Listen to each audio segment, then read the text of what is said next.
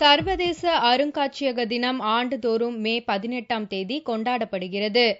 இதை முன்னிட்டு சென்னை எழும்பூரில் உள்ள அரசு அருங்காட்சியகத்தில் பள்ளி மாணவ மாணவிகளுக்கு அருங்காட்சியகத்தின் பயன்கள் குறித்தும் அதில் இடம்பெற்றுள்ள பயனுள்ள அரிய தகவல்கள் குறித்தும் விளக்கம் அளிக்கப்பட்டது.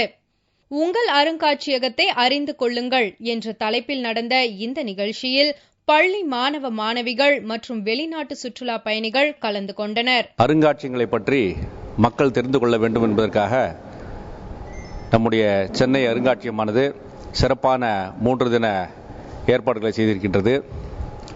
இந்த 3 நாட்களிலே பள்ளி மாணவ மாணவர்களை இங்கே அழைத்து வந்து இங்கே இருக்கக்கூடிய பல்வேறு கேலரிகளை காண்பித்து அதில் இருக்கக்கூடிய சிறப்பு அம்சங்கள் எல்லாம் அவர்களுக்கு எடுத்துக் கூறக்கூடிய ஒரு சிறப்பு ஏற்பாடாக செய்யப்பட்டிருக்கிறது.